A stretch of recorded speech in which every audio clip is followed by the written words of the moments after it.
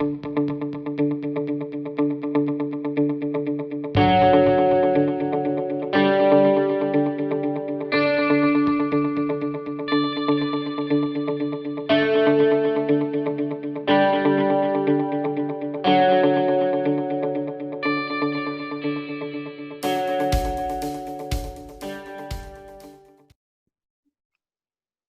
and welcome back to a audio from Quick Action. And we've got plenty to talk about today because India-Australia second test match has just finished and India have come out on top, winning by 8 wickets. So I've got Jermaine with me again. And how is it, Jermaine? How are you doing? Did you watch the match? Yeah, hi Dev. Yeah, all good. Yeah, it was a really good match, wasn't it? Only lasted 4 days, but yeah, really, really good. Um, how did you find it? Yeah, I'm actually not too surprised because, funnily enough, in the first game that India played, I thought they were a little bit unlucky because I know we've all been very, very angry with India. Well, the India fans have been with their performance in the first match. But really, if you think back to the first game, if it wasn't for that 1 hour of absolute mayhem where all the Indian batsmen just kept going out, really India were on top. They had a lead in the first innings as well. So I think it is probably a case where India could easily have been 2-0 up in this series. What do you think? Yeah, definitely. I mean, yeah, getting 36 right all out, obviously, was just a sort of probably once in a 50-year thing or something like that, you know. So yeah, I think even players like Prithvi Shaw dropped a few catches and uh, amongst the other Indian players as well. So yeah, I think they had a massive opportunity to win the first test. And yeah, as you say, 2-0. It could have been 2-0, and they could have sort of just got a draw at least from the series already, isn't it?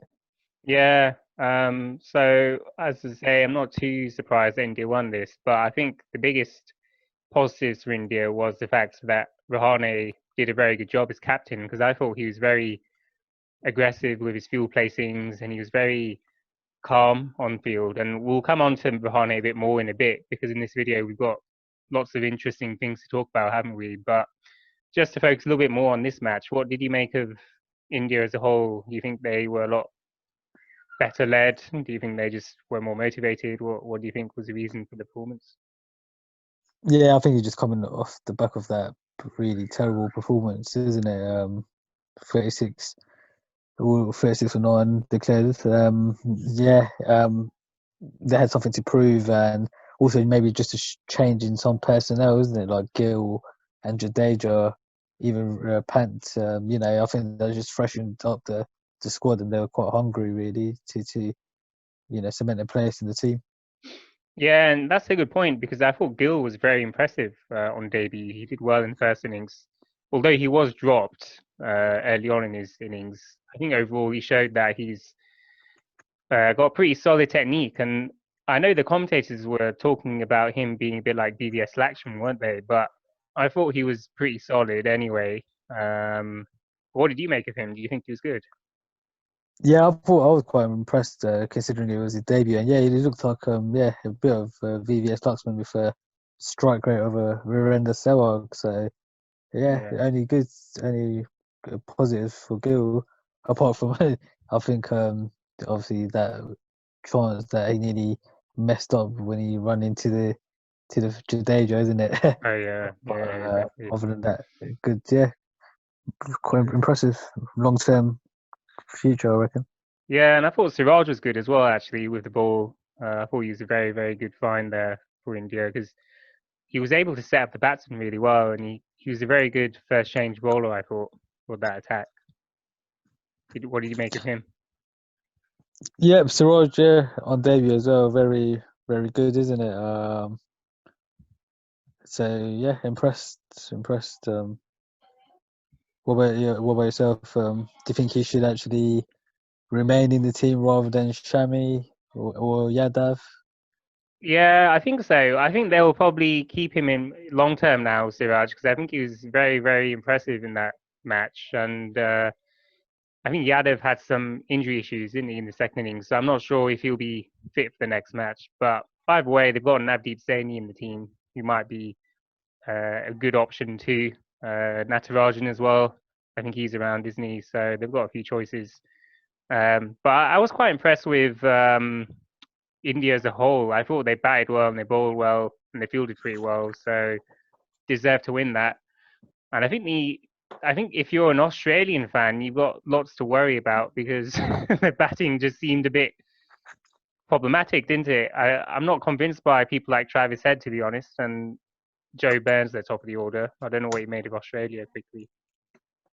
Yeah, yeah, I thought it was quite a bad showing, isn't it? I mean, it's clearly their A team in the batting department. So, yeah, quite abysmal, really.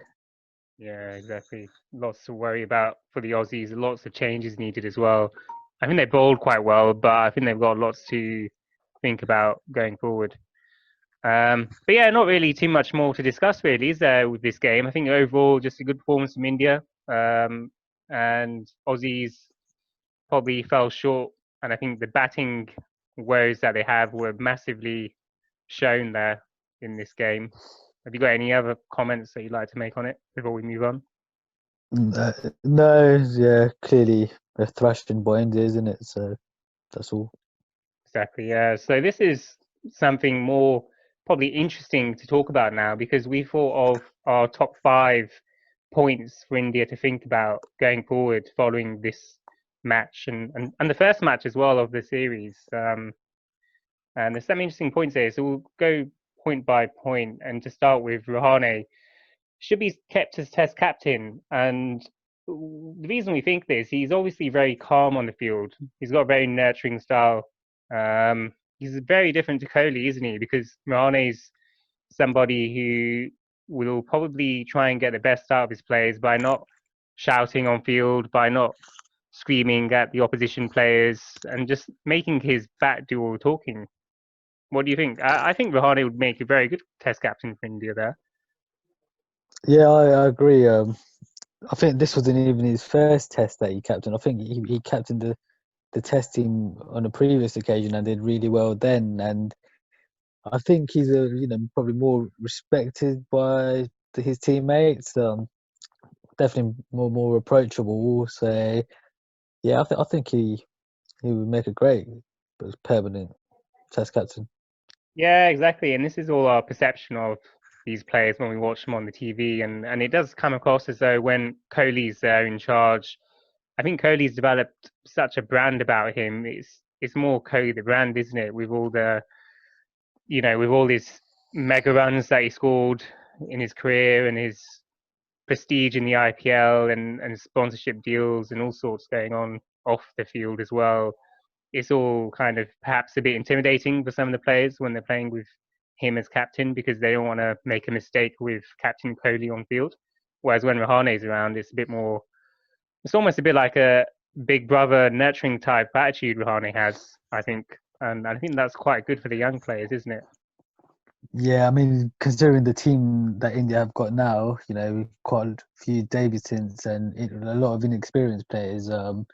Yeah, Rahane is probably better suited as a man sort of management captain, isn't he?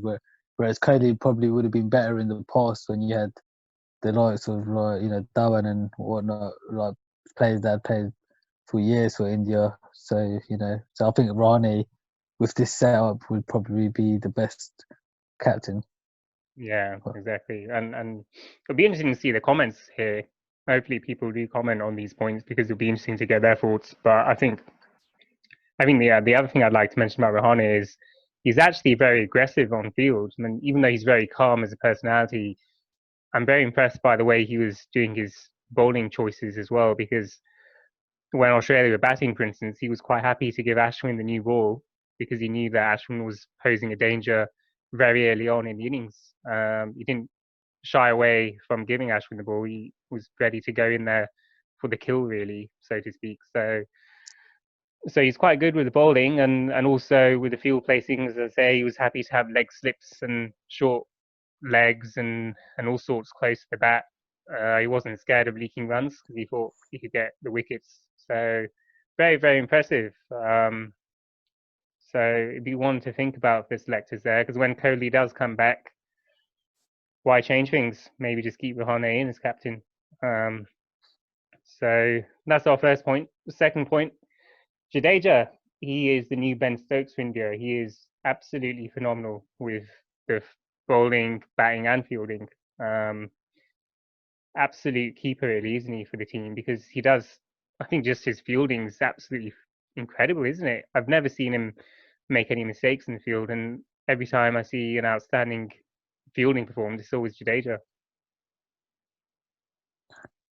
Yeah, exactly. Jadeja is yeah, he's definitely similar to Ben Stokes of England. Yeah, he's a player that India should just have. I mean, maybe just because of his fielding alone, isn't it? I mean, I think he provided that sort of impetus, and he's not afraid to get into the faces of the opposition, is he? So yeah, that was a great selection. I've got to admit, but can he do it over a consistent period? Is the question, isn't it? Yeah, that's a good point. I think if Jadeja is given the inspiration to do the best he can, and if selectors say to him something like, keep playing, don't worry about not getting runs or not getting wickets, but you're in the team for good, give him that kind of comfort that if he makes a mistake, it doesn't matter. I think that would really help him. Do you think Jadeja could be moved up the order a bit from batting at number 6 or 7? I think he could. His batting average is just shy of 36. For someone that played 50 tests. Yeah, I think he could probably just slot ahead of Rishabh Pant in the order. Yeah, I don't think there'll be because he's getting more runs, isn't he? So yeah, why not? I mean, yeah, I think for me, if I was to be very, very outlandish almost and very, very unique, I would probably say, why not stick Jadeja at number 4? Make him an aggressive number 4 batsman and just say to him that, look, we want you to be the best player in the team. And just, just give him that inspiration to be the best. You never know. Stranger things have happened, I suppose. And, just looking back to England, there was a time recently where Moeen Ali was bagging number 3 for England. So you just never know with these things. But I suppose just moving on to point 3 then. So Yeah, Jadeja is a big, Jadeja, yeah. What was that? he's a big match player, isn't he? Like, yeah, he was probably should thrive on that responsibility, and yeah, it might pay dividends, isn't it? Yeah, exactly. So why not just give him that uh, motivation? I suppose. Sometimes that's the best way to get the best out of the players, isn't it? As well. So moving up to 3 then, unless you got any other points. But Pujara and Vihari, what do you think? Time to get rid of them, is it? Yeah, I think it's time for a change. I mean, Vihari's probably had only one good test match, really, hasn't he? And don't really know why he's been kept there for so long. Yeah, Pujara not really done anything notable for a long time. So yeah, time for a change. Get put Rahane up the order, get in Rohit Sharma, Lokesh Rahul, and yeah, to give it a go. What I mean, what have you got to lose, really? Yeah, and I just don't see the value of Pujara at number 3, if I'm honest. And if Indian fans are watching this, they might think otherwise. But I really don't see what the benefit is for the team to have somebody facing 100 plus balls and only scoring 20 runs or 30 runs. It's just too slow, isn't it? And if you're playing Test cricket in the modern era, you need to be rotating the strike and getting runs, helping the team get a bit of impetus in the middle order. And as you say, Vihari, has he scored any? Do you know any knocks that he's actually scored any runs, Vihari? I can't even think of anything apart from 20s and 30s. Yeah, literally, yeah. I think that's it. I mean, I don't think batting as low as he does has any difference, does it? To, I mean, if you bat it on the order, you probably get less, right? So, um, so yeah, I think he's just a little bit, a bit average, unfortunately. He's just a bog standard player you'd get in Ranji Trophy, surely. I'm sure there's many other players just the same quality as Vihari. I just don't understand what they're doing there. I think the benefit of having Sharma there in place of Vihari, you might agree with me, but I think if your team's 3 wickets down for not many runs and you get someone in who can actually hit boundaries and sixes, that will surely push the total up very quickly, and that's the benefit of the team, rather than having someone blocking the ball and just hitting the odd single here and there and getting out for 20. You might as well have someone in who could actually get 50 or a big 100, like Rohit Sharma.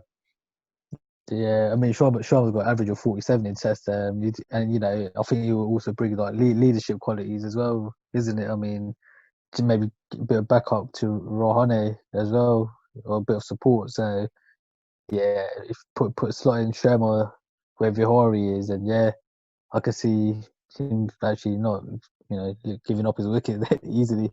Yeah, and the thing is, if you have someone like Rahane at number 3, you got Kohli at 4, you got Rohit Sharma at 5. That's quite a solid middle order there, and these guys have played with each other for quite a few years too, haven't they? So it's surely it just seems to make more sense. And Rahane at number 3 would be quite a good selection, I think, because he's quite versatile, isn't he, with the way he bats, and he's not someone that just blocks the ball like Jeffrey Boycott. He's somebody who will try and get boundaries as well, and try and score a decent strike rate. So I think that's quite important, isn't it?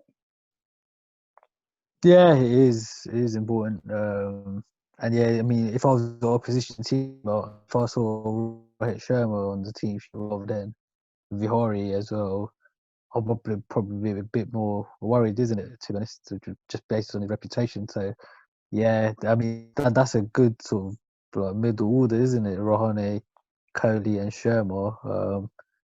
Yeah, that's quite good, quite competitive, really. Yeah, exactly. So I think that's pretty much everything on that point, isn't it? Shall we move on to point 4 then? Time for a new coach. What do you think? No Ravi Shastri. Yeah, yeah. His test record is nothing to be, that proud of. To be honest, is it? And it's not like India are number one in the world for any of the formats, are they? So, yeah, I mean, his selections are just quite bad.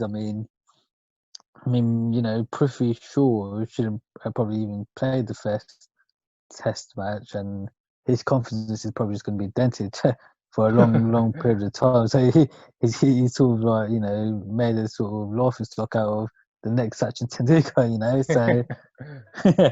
and then yeah, just Pujara at number, and Vihari, and it's all a bit just crazy, really. So I'm in favour of a change, really. I know, and it's quite funny you mentioned about Prithvi Shaw because I feel sorry for the kid because he's so young and he's playing in Australia for the first time under lights against Mitchell Stark, pink ball. He's thrown in to open the batting, gets 2 bad scores, and that's it. He's kicked out, and now Shubman Gill's a big thing now. So it's a bit, Yeah. as you say, it's just a bit harsh on his confidence, and it's a bit drastic as well to bring someone in, have them make a few mistakes, and say, "Whoops, never mind, you're gone now. So I'll see you later." It's a bit over the top, so it's a bit harsh on him, isn't it? Really, and but I think more so, uh, I mean, in addition to that, I think the key thing for me is the fact that he's been around India for a while, Ravi Shastri, and he's obviously a former player for the country as well. And you feel like maybe having somebody who's a neutral, kind of from a different country, might help India because, especially when they go overseas, to these other countries, I think having somebody who's not from the country might actually help have a different perspective on things with how India should be, uh, how they should be kind of having the team strategies, when they play overseas and the kind of players they should be selecting. I think it could really help them. And also Ravi Shastri's in the politics as well, isn't he, with the Indian board? So I don't know how much bias he has as well with the BCCI in terms of who he selects and who he drops. What do you think of all that?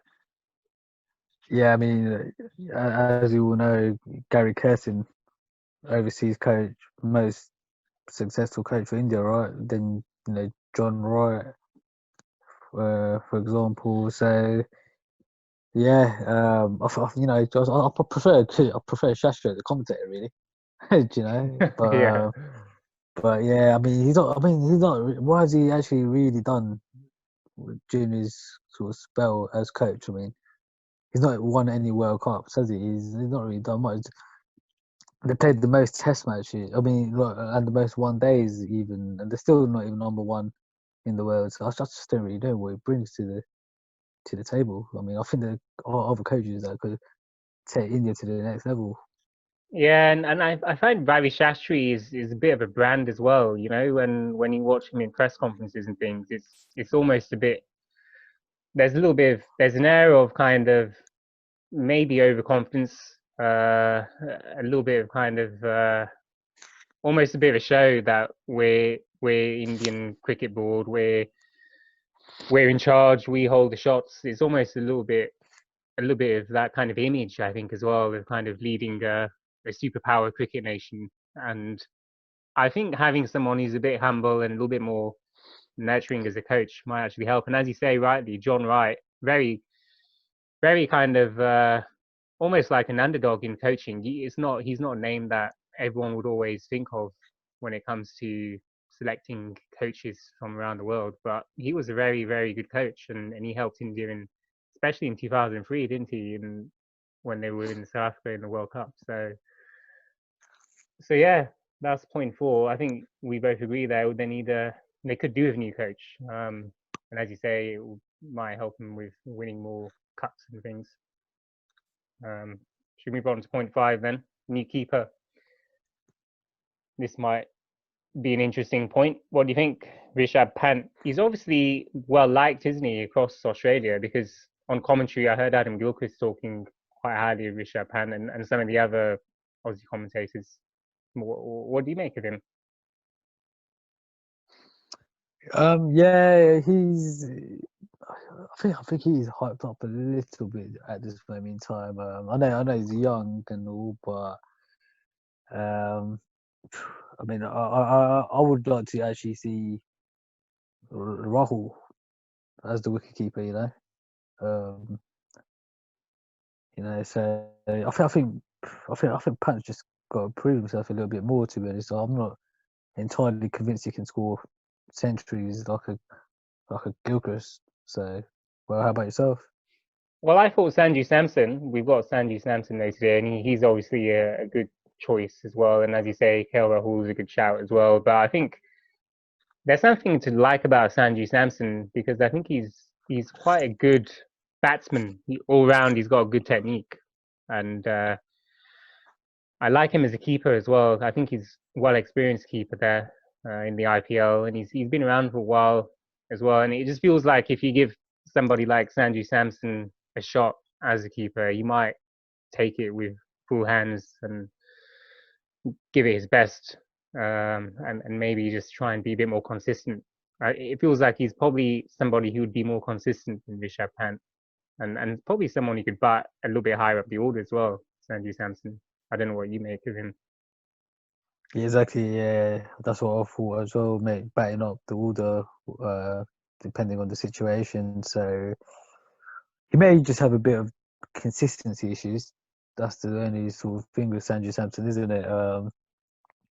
But yeah, either Samson or Lokesh Rahul really would be my preferred keepers right now. Maybe Rishabh Pant, just get a few more first class games and India A team games, and let's see, isn't it? Yeah, and the thing with wicket keepers, I still do think that a keeper should be having his keeping skills 100% up to scratch and then focusing on the batting. But with Pant, I feel as though it's all about his batting and the fact that he can score quick runs and a little bit less about his keeping. And I don't think he's the best keeper really in India, to be honest. I've seen him make a few mistakes, and even this series as well, he's missed a few, not necessarily missed catches, but he's fumbled a bit with the gloves as well. Sahar didn't have the best game either in the first match, to be fair, but I don't think Pant is an exceptional keeper, is he? What do you think of that? Yeah, he's not exceptional. But yeah, I mean, he's just the only thing going for him. Obviously, is just the time, isn't it? He looks like a fast learner. So I think in the long term, Pant will probably be India's number one. But at this moment in time, I think I would look around the Indian circuit, isn't it? Yeah, and I think there's no harm in having somebody like Samson in the squad because it gives Pant a bit of competition as well. Because if you've got people like Dinesh Karthik and Sahar around, these guys have been around for ages. But having a little bit of young, healthy competition doesn't do any harm, really. So Yeah, I mean, yeah. I can't see how Saha adds value. I mean, I've never actually seen how Saha has added value to the Indian cricket team. It might just be that out of just the fact that there isn't any other wicketkeeper in India, unfortunately. Yeah. So Yeah, it's a good point actually. Yeah, because Sahar is somebody who is renowned as being the best keeper in India, or one of the best. But I don't see why. A bit like you, I don't understand how he gets that accolade. Um, but yeah, what else did he make? Those are our 5 points there. Any other comments on those points or? no, just I think that these points should really be sort of considered, and you know, really valid points to be taken seriously, isn't it? Yeah, it'd be interesting to hear the comments in the comments box because there's some interesting points and a little bit unique type points as well. Not many people think of a new coach, for instance, but I think that is something to consider because, as we've said, having a neutral, no harm in that. And